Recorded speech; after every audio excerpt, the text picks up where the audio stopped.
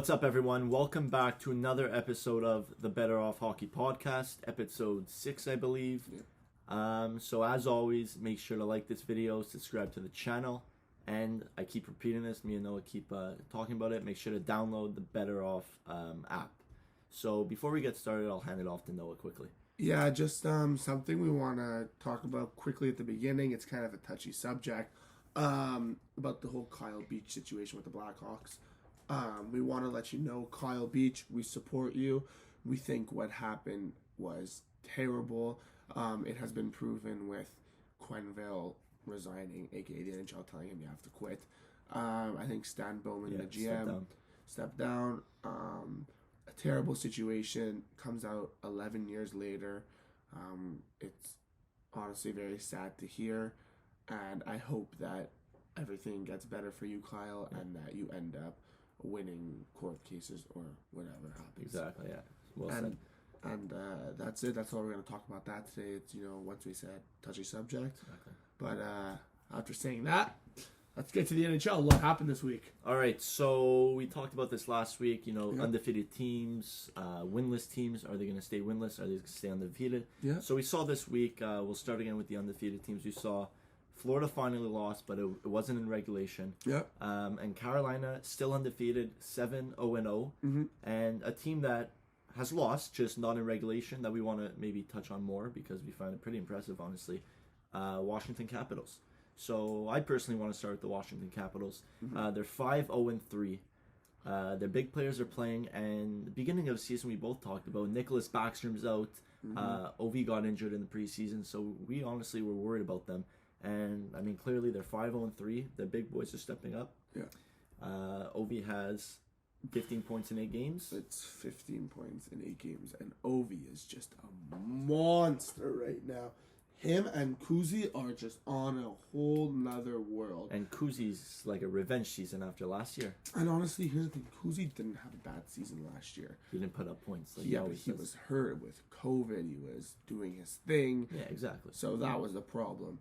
Now, Washington, they don't have Nicholas Backstrom, and they're still able to play this good of hockey. It's very impressive, and Ovi is a stud right now. And people are saying, he's second in points in the league. McDavid's got one less game and one more point, and that's not that bad. Like, Ovi's right there with him. Like, 15 points in 8 games, that's impressive. Honestly, now that I'm thinking of it, you just said because you brought in McDavid, only one more point, one less game, but still, right now, after these 8 or 9 or 7 games, whatever it is Ovi the MVP? I think, 100%. You think? Is McDavid the MVP? It's the same thing I find with the NBA.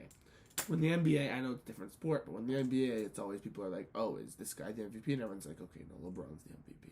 Yeah, like he's always the most valuable player. But will he win it always? No. Well, McDavid always won it. I mean, I think he's going to win about 5 to 10 of them easily. Oh, yeah, for sure. I think if Edmonton plays this well, wins their division maybe, but Ovi is definitely in conversation. Samsonov's looking good too, and they're just a deep team. They lost Backstrom, but they have Connor McMichael, who replaced Eller, jumped up to the second line. Now they have McMichael on the third line. I love Lars Eller. And Dowd, fourth line center. Oshie's on the third line. That's when you know you're honestly someone who's not spoken about enough because of all his antics is Tom Wilson. He's really good. Point per game. He brings a lot. Yeah. Also, I watched the game of Ottawa against Washington. Like, Ottawa, first of all, played great, right? They put up a lot of goals, but Ovi is just a demon. Like, he comes in, you just see, like, Ovi's, 35 on Philip Gustafsson, who's, 21. Just pick the top corner. Like, it was nothing. And Ovi used to be, the guy who just, stands in his little circle, the hash marks, and just rips clappers. But now he's become, he moves out there and he throws his body like crazy. Just him destroy Nick Paul. Yeah, Nick Paul went sideways into the board. It was nuts. Unreal. Washington's been great. Next team, Carolina. 7-0-0. I knew Carolina was good. I thought they got a bit worse. Well, that was your pick last year to win the cup. It was. Last year, that was my pick. Then they jumped into Tampa, and I was like, oh, well, better cash out your Carolina to win the cup bet. I didn't do it. But, yeah, Freddie Anderson's been an absolute stud. 6-0, has a 1.33 goals against average, which is insane. Teravainen and Svech. Well, Svechnikov actually is top 5 in the league in points. Is he? last year, he had a bit of I think it was a sophomore slump. He still was putting up points. Yeah, But he everyone had a slow expected, start. He had a slow everyone start. expected to make that big jump, and he's finally making it here. And it's Yeah. when you have Aho and Kotkaniemi has a few goals. So No, I don't like Kotkaniemi. They have Nekas. Or yeah, Nekas. Nikas. But he actually, I think Nikas only has like 1 or 2 points this year. Tony DeAngelo's been very Yeah. good. Kind of having his like resurgence season. Yeah, but it's like, you know what I compared Tony DeAngelo to? I compared it to like an Adam Fox of last year. On the top PP with just like a bunch of skilled guys. You're guaranteed to get points. Like Good point. Yeah, that's why Adam Fox still shouldn't have won the Norris last year. Should have Agreed. Victor Hedman. or anyone else. Yeah, that's Makar. that's another conversation for another day. But Carolina, Rob Brindamore is a great Yeah. coach. Like he has these guys, he knows what he's doing. They still have that like veteran leadership, Jordan Staal. in Jordan Staal, commanding the third Martinuk, line. Martinuk, like they're Mr. Svechnikov. I know everybody does that. They're really good, Carolina. But yeah, I just want to jump back on Freddie Anderson. You said 6-0, right? 6-0 with a 1.33 goals against average. And in Toronto, he got a lot of slack. Of course, we know Toronto media is crazy. They bash their players. But everyone going into free agency, Freddie Anderson wanted a $5 million contract, 4.5 to 5. Everyone's like, oh, this guy's crazy. He was horrible last year and he barely played. And he's proving his worth. He's one of the top goalies in the league. And, I mean... Is that what he got? Yeah, he got... I don't know the exact number, but it's 4.5 It was like a year 5. or 2 years. It was a short deal. I think it was 2 years. Yeah, because they let Dougie walk, so maybe they use that money towards Freddie. Exactly. Freddie's a stud. I love Freddie Anderson. I know, me too. He's a beauty. Like he's boys with Matthews and Bieber. Like those guys are just beauties. Next team, number 1 in the league, Florida. My pick to win the cup, 8-0-1, Florida Panthers. If you check, by the way, now their odds to win the cup are 11-1. Well, I should have put mine. And what was it, 26 or 23? Or 26? Yeah. Unreal. So yeah, Florida, Huberto, what a deep team. We talked about this last week. Yeah, we did. And someone I want to touch on again, another goaltender, Sergey Babrowski. Oh yeah. So going into the to this season, everyone was like, "Oh, Spencer Knight, the new goalie phenom." He's like Carter Hart. Yeah. Spencer Knight has only played 1 game, He's played and it's 2 because since yesterday, but yeah. right. Sorry, he hasn't had to play a game. No. Babrowski's 6-0. But that tandem's dirty. It's unreal. That like Florida should be happy. And I also was kind of worried, back to that Kyle Beach situation, how now Quenneville's out. Yeah, I agree. I thought that was going to affect them. Yeah. And they did lose yesterday to Boston. It was in overtime, but is this It's tough. Is that trouble in Florida? I don't think so. I think maybe for maybe a couple of weeks, because Quenneville had been there a couple of years. Did he win Coach of the Year last year? He was a nominee. I don't know if he won or not, but he was a nominee. He had a great season, and the players love him clearly. And when you hear that sort of story come out about the guy that's been the big boss for a couple of years now, it's kind of scary. It's and shocking, and I mean, the morale goes down. But they'll be back. They'll find whether it's the interim coach that continues or they find a new coach. Well, they were saying, I know who you're gonna say. What, Tortorella? Tortorella. Yeah, I don't know. I don't like it. I don't like him because first of all, look what happened with Tortorella. He leaves Columbus. Yeah. Oh, Columbus is dirty. Columbus is suddenly good at hockey. They're dirty. Like But teams that are nasty. Columbus there's and also Buffalo. Mike Babcock, if you want to look at that. I'm sure he'd love to go coach in Florida. You know why I think that Babs would be a good replacement? Because of the fact that he's kind of similar to Quenneville. Yeah, exactly. Older Old school. guy, old Exactly. school. So maybe that would be I agree. good replacement. I like that Babcock Yeah. call. Babcock. Oh, yeah. I don't like Tortorella, but I could see Babcock. Tortorella's in there. terrible, but I'm just saying that's what I heard. Yeah. Yeah. But yeah, Florida, I mean, we've been saying it for weeks now. Such a deep team. Line 1 to 4 is just could play in any situation.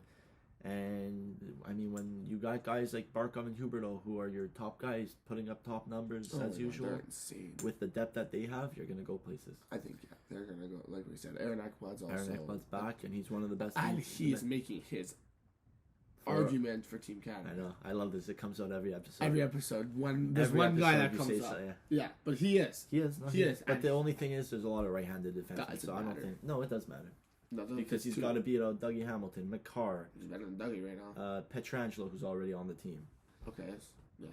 Dowdy. There's a lot of guys. Dowdy's hurt for 8 weeks, by the way. That's Side true. note. That's Okay, something we've been aching to talk about. That Morgan Riley contract. Oh, Morgan Riley contract. What was it? 7.5 times 8 years. Yeah. You can take this away. I Okay. don't even want to get into So, it. What are they doing? The thing is with this, they keep making the same mistake They signed Nylander for a big contract at the time. It was $6.9 million or something. Everyone ripped them. He has a horrible season. Finally, he's playing to his value. Then you go sign Matthews and Marner for $10+ million. And then you're like, okay, we have our core. Let's build around it. But no, you decide to go and sign John Tavares for $11.5 million.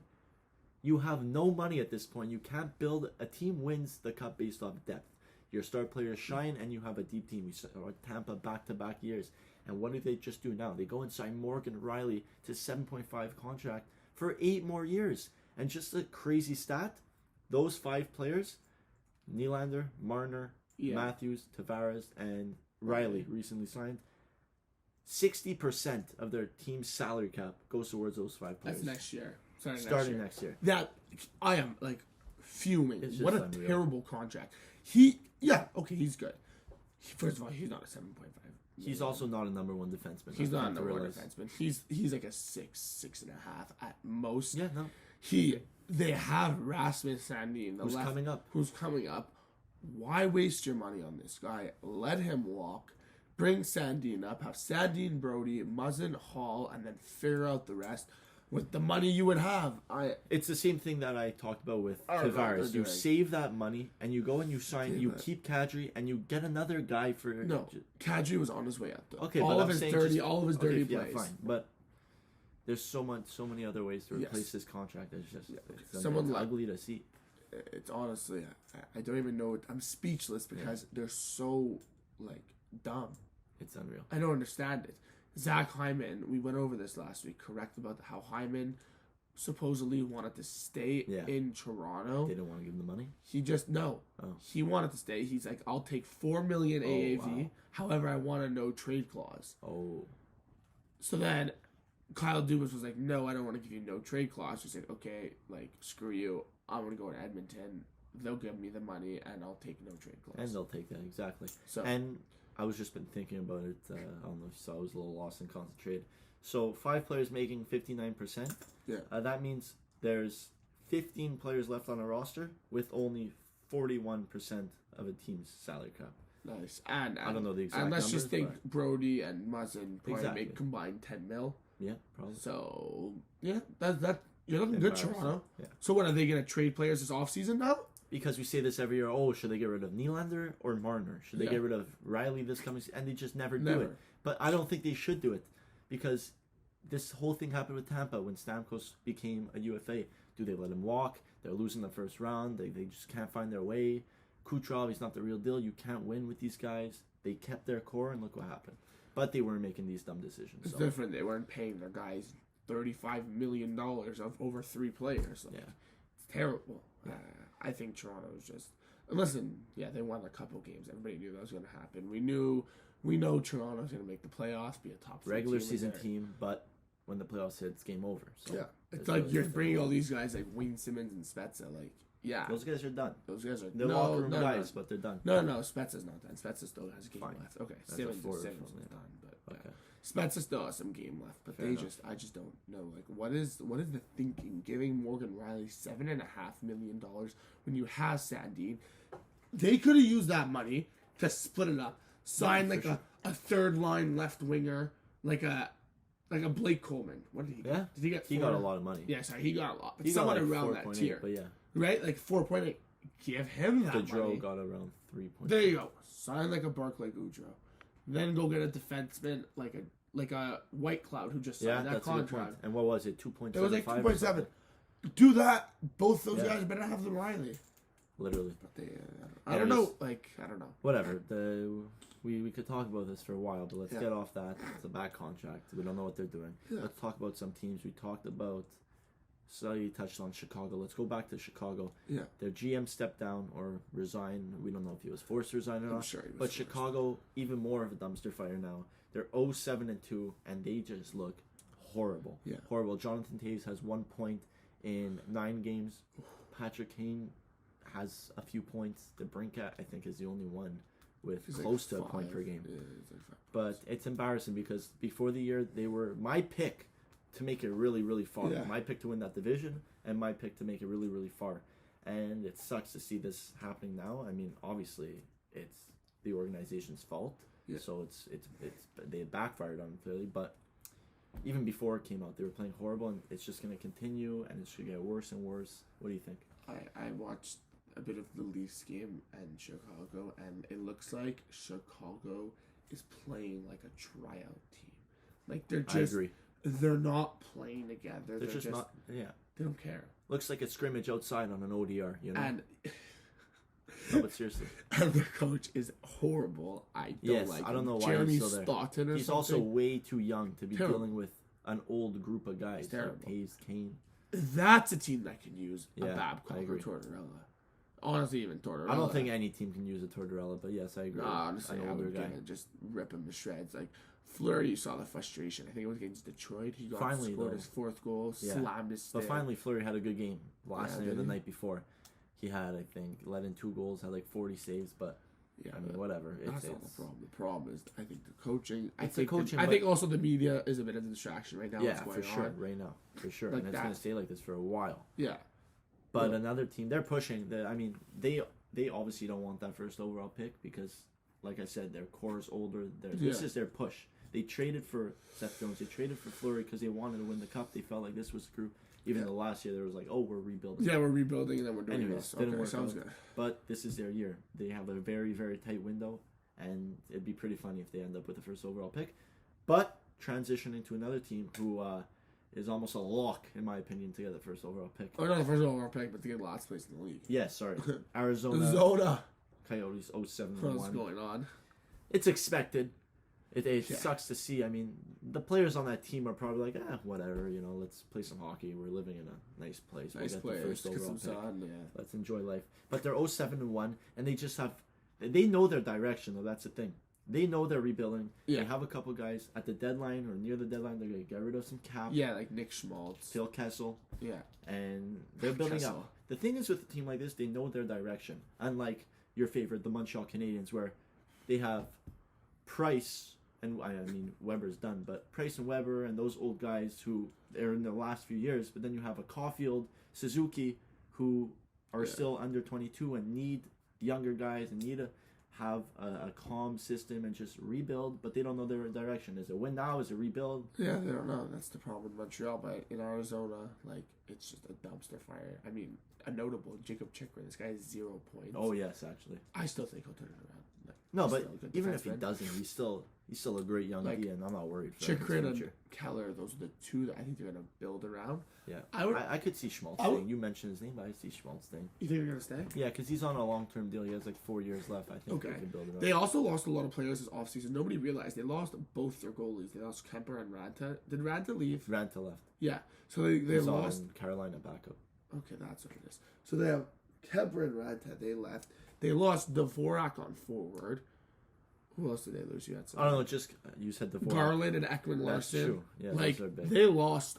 They weren't that bad. No, they weren't. But they really weren't. I think they're just they realized and they're stocking up. Good for them. I hate Arizona, like just the organization whole idea of it. Yeah. It's But at the end of the day, I like the core and the direction they're going. And like you said, a very good point. They know where they're going. Yeah, and you mentioned I'll just end here. You mentioned Dvorak. They got a first and a third for Dvorak, and that first is the Montreal Canadiens first. So they could very, very, very possibly end up with 2 top 5 picks. No, I think Montreal has it protected this year. No, I'm pretty sure that's not how it works. No, I think because I was listening to another podcast and they were like, Arizona could very well have. It's the Steve Dangle podcast, and I mean, he knows his stuff. I trust Dangle him. knows his stuff. So who knows? Let's move on from teams. We're just gonna go with a couple guys I know we have jotted down that are really impressing us this year. We forgot about something. Yeah, go on. Eichel. I hate how we talk about him every episode, but last time we kept it very, very quick. But this time, big news. It was like announced the other day that he's on his way to Vegas. I mean, and now it's saying that he's basically there. It's the Jack Eichel usual, but no, but now they're actually saying that they're very close in talks and like Vegas, which was expected because we talked about that right away when Patrick and Son were out. Yeah, now he's like geniuses. Unreal. But Eichel in Vegas. And I don't even know what they give up. They'd have to give up a handful of picks, something like Peyton Krebs and another prospect.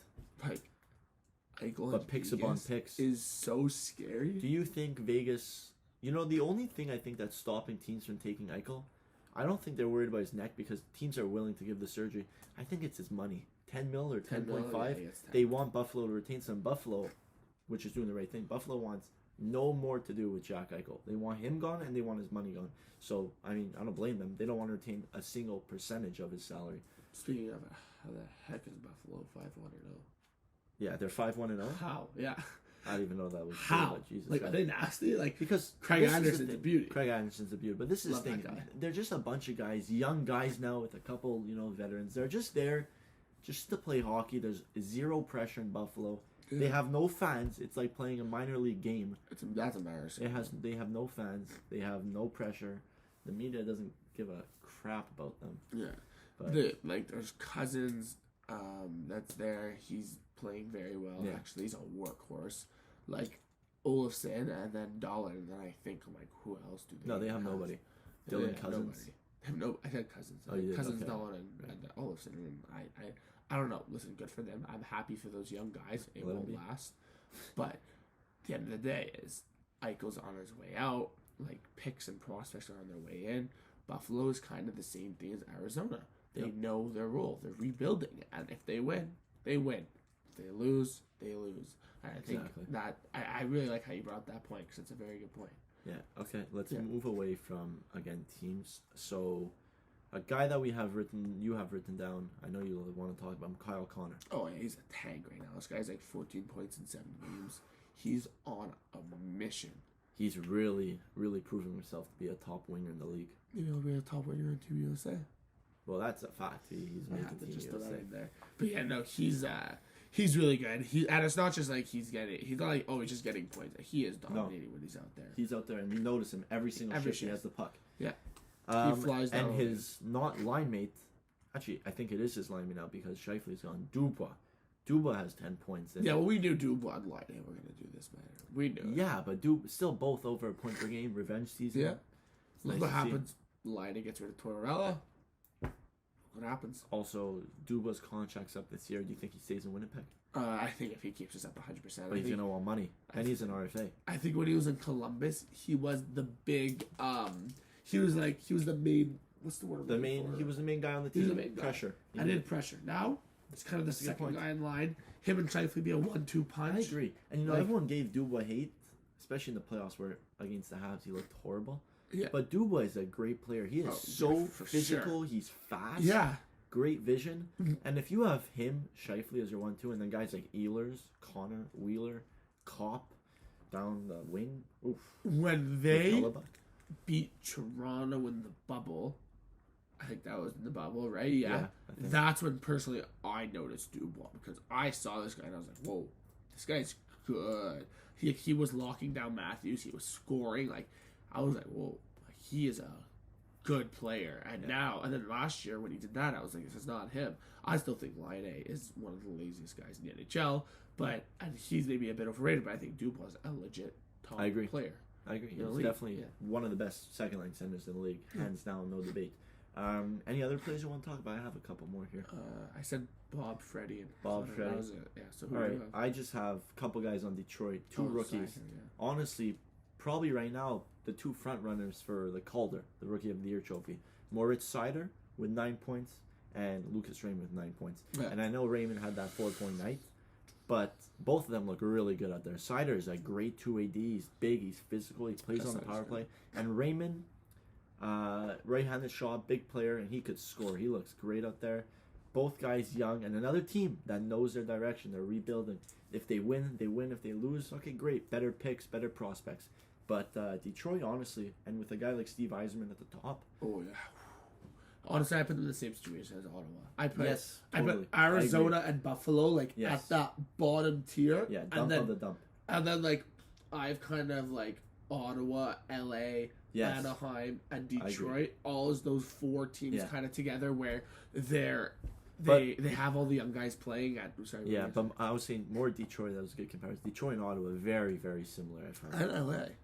Because Detroit has Nedeljkovic. Ottawa has Philip Gustafsson. Right. Ottawa has Stützle, Norris, Kachuk, Batherson, Shabbat on D.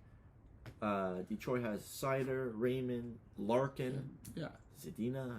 Like Larkin's kind of like Kachuk. Exactly. Yeah, you're exactly right. the Good same point. thing. And I think, it's a very good comparison. Thank you. And no, I like Detroit. Detroit's going to be good. Yeah. They're set. They have a good future. They have a very good future. They have, like you said, Zadina, Raymond, and Larkins. That's a solid core. I think they have some other guys that we're not mentioning. Yeah, no, for sure.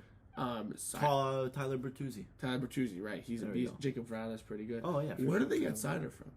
Sorry? Where did they get Sider? Came from a European league. He did? was drafted 2019, I think, or 2020. I forget. Oh. But he was a high first-round pick. Like, I want to say top 7, I think. Oh, he was? Yeah, maybe even top 5. I forget the exact number. But he was... So that's their deal of the future. He was overlooked, and then last year, just... Remember, when you saw it with a bunch of guys like Matthews, when you play with the older guys, when you come into the league, you're NHL ready. Yeah. And you look good instantly. There's no, like, a little slump. Instantly, he looked great. Well, actually, Rasmus Dahlin, I think, didn't he play with the older guys? Probably. Yeah, okay, well, I know what you were saying most of the time. But yeah, Detroit's looking pretty good. Ottawa's looking pretty good. I think they'll both miss the playoffs. Not by much this year, but I think, like, you could kind of see... Same division, too, right? It's you could kind of see right now how the league's changing. So right now, like, Pittsburgh and Washington, like, they're really coming to the end. Like, they're still good. But they're like this is like kind of it for them. Last couple window. Last couple years, and then the other guys are peaking in their windows. The Montreal, Toronto confused. Like, I agree. That Metropolitan division is going to really flip in the next couple of years, and I think it's going to be interesting to watch. Yeah. Anyways, that's a good way to end it. As always, we say it all the time. Like the vid, subscribe to the channel, follow the Instagram page, follow the YouTube channel, everything, and download the app because that's where the picks are being made. Yeah. And don't forget about Spotify. Exactly, we're on Spotify. Yeah. This comes out every Tuesday. Remember, not Monday. Yeah. But just go back on the app real quick. Download it. I'll say what it is again. It's if you like gambling, if you like placing some bets on sports, not just hockey, every single sport. But there's not just betting on a team to win. There's everything. There's player props. There's money line. There's point spread. Yeah. Outrights. Download the app. You'll see the pros picks, and make your bets, and it's gonna help. And you'll get more money and you'll win. Everybody have a great day when you see this, and see you next week. Thanks, guys.